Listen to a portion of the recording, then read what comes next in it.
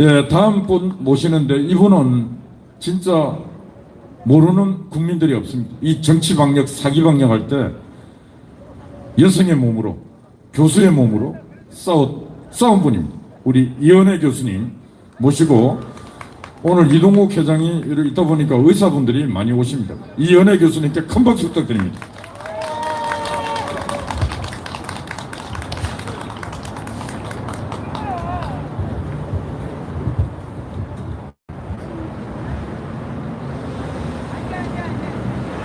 네, 안녕하십니까. 이은혜라고 합니다. 이런 집회는 좀 처음인데, 저는 오늘은 그 코로나 방역은 앞에서 다른 분들이 많이 하셔서 보수주의에 대해서 이야기를 좀 하고 싶습니다. 박근혜 대통령 탄핵 사건 이후에 우리나라 보수주의는 씨가 말랐다. 이제 이런 이야기를 하고 많은 국민들이, 우파 국민들도 그리고 보수를 지향하는 국민들도 나는 보수주의자라 이렇게 말하는 것을 부끄러워하는 시대가 되었습니다. 그리고 좌익들은 이 대한민국을 사랑하는 이 애국 시민들을 틀딱이라고 하면서 비웃었습니다. 그런데 저는 지금이야말로 우리가 보수주의자라는 것을 크게 목소리를 내어야지 된다고 생각하고 우리가 보수해야 되는 것이 무엇인지를 다시 한번 생각해야 된다고 생각합니다. 왜냐면은요, 보수는 그냥 옛날 것을 지키는 것이 아닙니다. 보수라고 하는 것은, 우리가 보수해야 하는 것은 양보할 수 없는 어떤 절대적인 가치를 지키는 것이고 그것을 회복하는 것입니다. 우리가 지금 지켜야 하는 것은 무엇일까요? 이승만 대통령이 건국하신 대한민국의 가치, 대한민국의 이 건국 가치를 우리가 다시 지켜야 하는 것입니다. 이 조선시대 500년 동안 이 전 국민의 전체 백성의 50% 이상이 합법적인 노비였고요. 양반은 5%밖에 안 되었다고 합니다. 양반 비스무리한 사람들까지 다 합쳐도 지배층은 10%가 채 안 되었고 50%는 합법적인 노비였고 나머지 40%는 소장농이거나 뭐 장사를 하거나 뭐 옛날에 의사는 그냥 이제 뭐예요, 그 찌끄러기죠. 그런 사람이었는데요. 동족을 노비로 삼았던 민족은 중국이랑 조선밖에 없었다고 합니다. 너무 비참한 거죠. 다른 나라들은 다른 나라에 쳐들어가서 그 나라 사람들을 잡아와서 노비로 삼았는데 그냥 자기 나라 백성들을 노비로 삼은 유일한 나라가 중국과 조선이었다고 합니다. 이렇게 동족을 노비로 삼고 산업공상에 젖어서 부패하고 타락했던 조선, 유교 정신, 썩어 빠진 유교 정신을 붙들고 정신 못 차리고 있었던 그 조선, 유교 정신과 사회주의, 공산주의 사상은 굉장히 비슷합니다. 그렇기 때문에 지금 우리 국민들이, 아니 정확하게 말하면 지금 집권하고 있는 저 청와대에 들어있는 저 나쁜 좌익 인간들이 옛날의 유교로 돌아가려고 하는 거예요.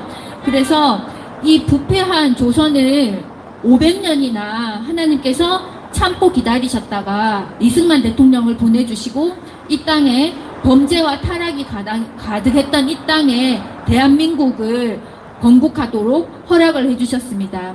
그래서 박정희 대통령이 그 정신을 이어받아서 양반 삼놈 이런 신분 질서를 깨고 남존 여비 이런 거를 없애고 엄마 찬스, 아빠 찬스 이런 거 없이 그냥 열심히 공부하면은 좋은 대학에 갈 수 있고 좋은 대학에 좋은 직장에 취직해서 또 거기서 열심히 하면 집을 한 칸 자양만 할 수 있고 또 자식을 낳아서 열심히 공부시키고 그 자식들이 또 열심히 공부해서 나름 직장에 취직해서 지 앞가림을 할 수 있게 만들었던 그런 세대가 있었습니다.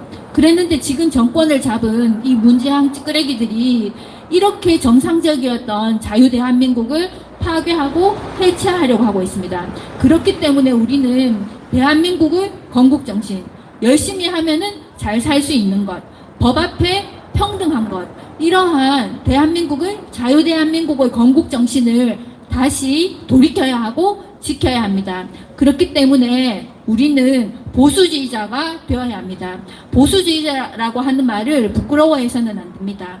그런데 이 보수주의와 가장 일맥상통하는 집단은 종교 중에서 말을 한다면은요, 개신교입니다. 왜냐하면 개신교의 특징은 하나님의 말씀이라는 절대적인 진리를 믿고, 그리고 우리가 하나님과 1대1로 만나고, 집단 속에서, 무리 속에서 그냥 여럿 중에 하나가 아니라 하나님 앞에 개인으로 서고, 하나님이 우리에게 주신 인권, 인간이 왜 고귀한가요? 하나님의 형상대로 만들어졌기 때문에 고귀한 것입니다. 그렇기 때문에 우리에게 인권이 있는 것이에요. 그래서 하나님과 그 말씀의 절대적인 가치를 지키려고 하고, 그리고 하나님 앞에서 평등한 것, 하나님이 만드신 자연법 앞에서 평등한 것, 결과의 평등이 아니라 이런 법 앞에 평등하고 기회의 평등이 주어지는 것, 이것이 개신교입니다. 그렇기 때문에 제대로 된 개신교인이라면 보수주의자가 되어야만 하고, 보수주의라는 타이틀을 부끄러워해서는 안 됩니다. 그랬는데 우리가 이승만 대통령 시기와 박정희 대통령 시기를 거치면서 물론 독재도 있었습니다만 어느 정도 먹고 살 수 있어야지 민주화가 되는 것입니다. 국민소득이 3,000달러가 되지 않는 나라는 민주하고 뭐고 개뿔 아무것도 없어요.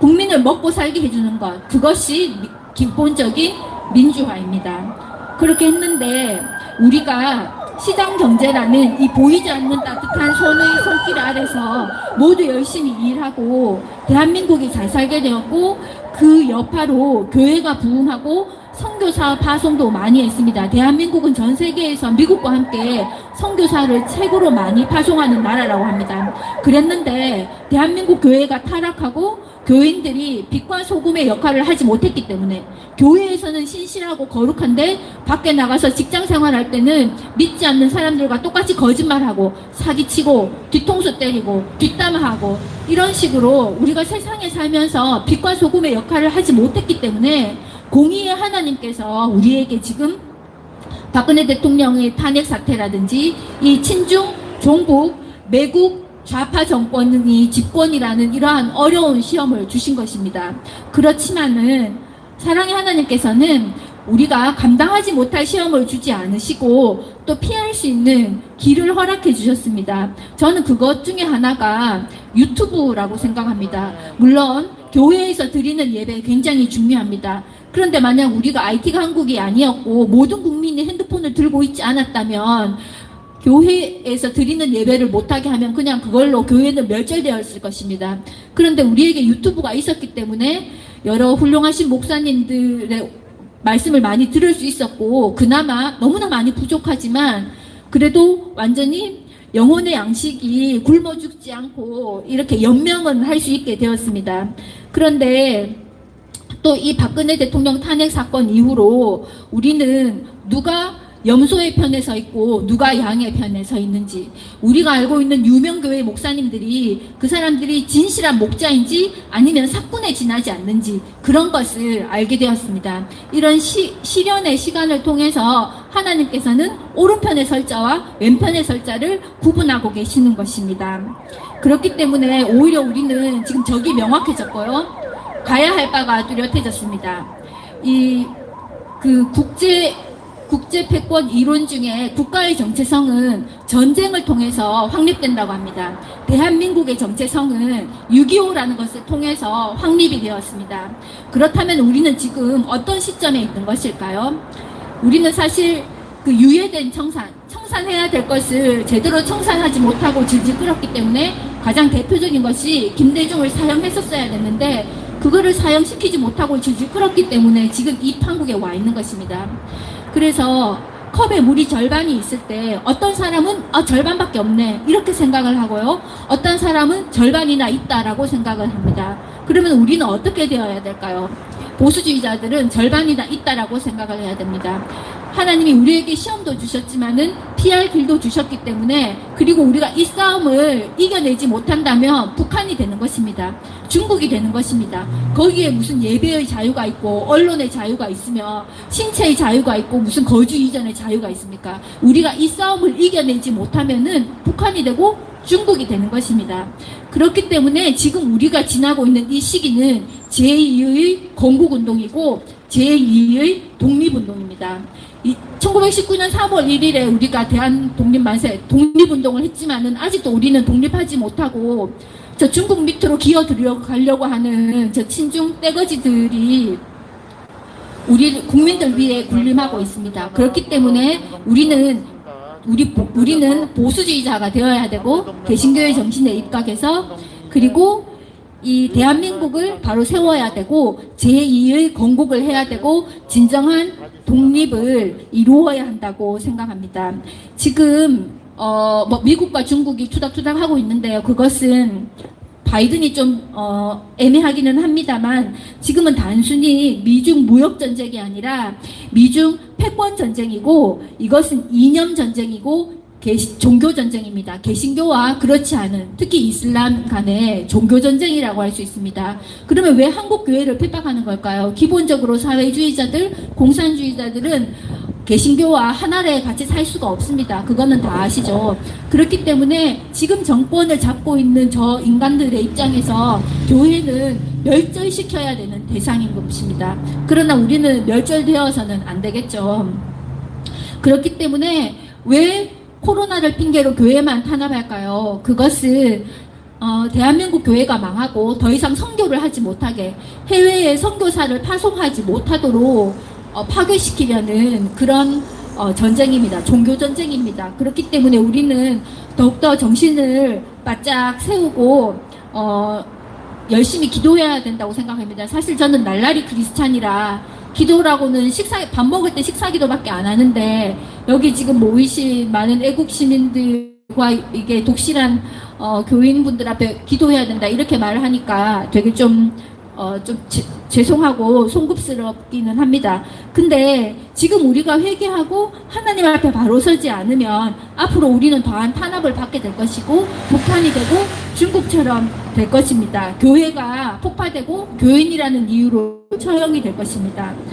그럼 우리가 해야 될 것은 무엇일까요? 다시 하나님 앞으로 돌아가야 되는 것입니다. 우리가 세상에서 빛과 소금의 역할을 제대로 하지 못했던 것을 회개해야 되는 것입니다. 교회에서 왜 코로나 확진자가 많이 나왔을까요? 물론 교회만 집중적으로 잡았기 때문인 것은 맞는데 우리가 교회에 예배드리러 갈 때는 열심히 마스크 쓰고 손위생을 했는데 평소 생활에서는 그걸 제대로 안 했기 때문입니다.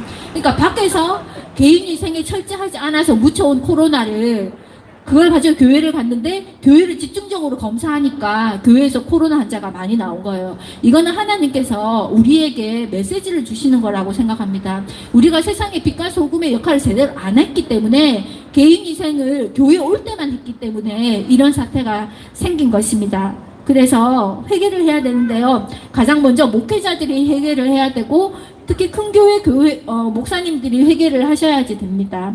근데 뭐 그분들이 할지 말지는 좀 잘 모르겠는데 그 목사님들은 교회 키우고 신도 늘리는 데에만 관심이 있었던 것을 회개하셔야 됩니다. 그리고 동성애와 WCC가 대한민국 교회를 장악하도록 방관한 것을 회개하셔야 됩니다.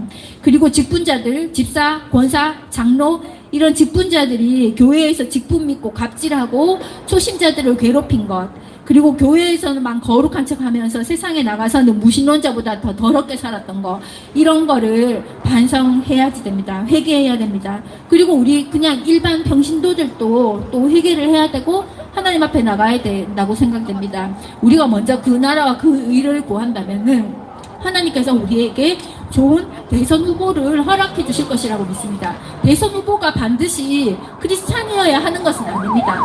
대한민국의 건국 정신을 수호하고자 하는 그런 정신이 똑바로 박혀있는 대선 후보이면은 괜찮습니다.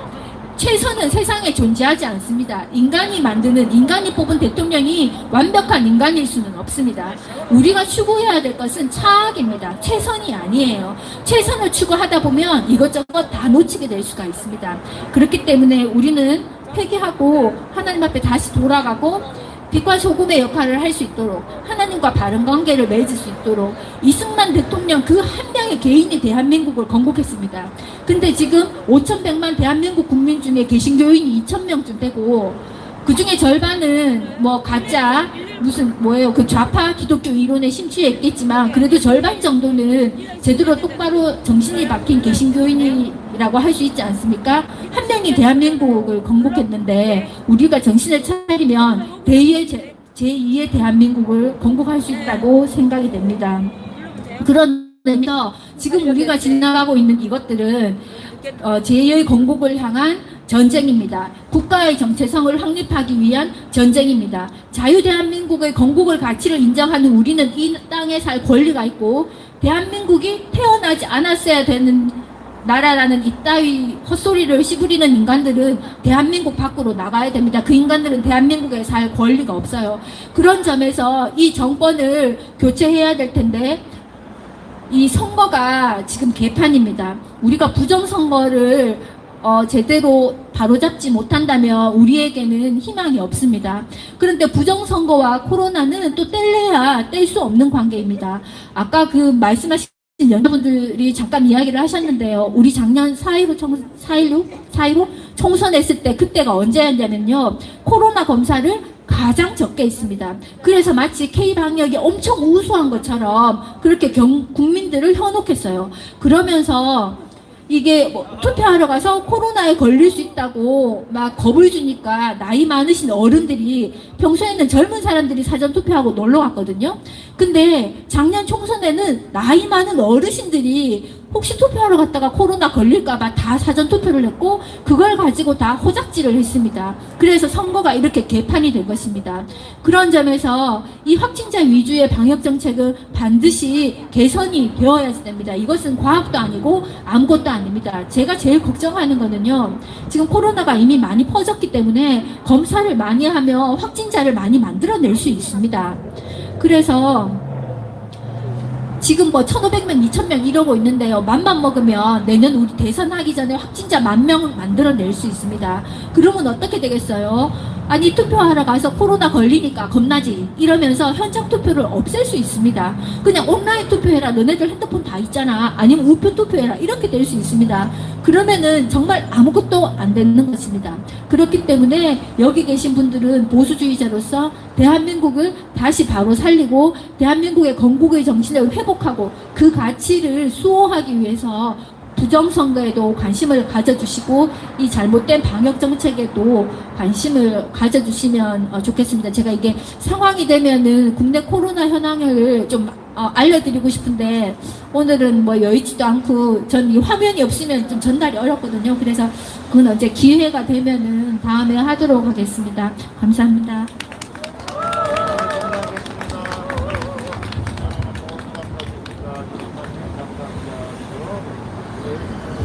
예, 지금까지 이은혜 교수님이었습니다. 차분하게 딱또박 말씀하셨는데 역시 교수님입니다. 교수님. 예, 교수님이 쭉 말씀했는데 본인 전공은 의과대학 교수인데 한국 정치 상황에 대해서, 사회 상황에 대해서 또박또박 설명을 아주 잘했습니다. 예. 저런 정치학 전공도 안 하는 교수님도 한국 사회를 이렇게 냉철하게 분석을 잘 하고 있는데, 여의도에 있는 국민의힘 국회의원들 그리고 민주당 국회의원들, 이런 인간들이 나라를 진짜 개차반 만들고 있습니다. 그래서 진짜 이은혜 교수님, 보수주의라는 이 정치적 용어를 다시 우리 국민들이 생각하면서 하나의 이념을 새로 정립해야 되지 않는가, 이런 말씀을 합니다.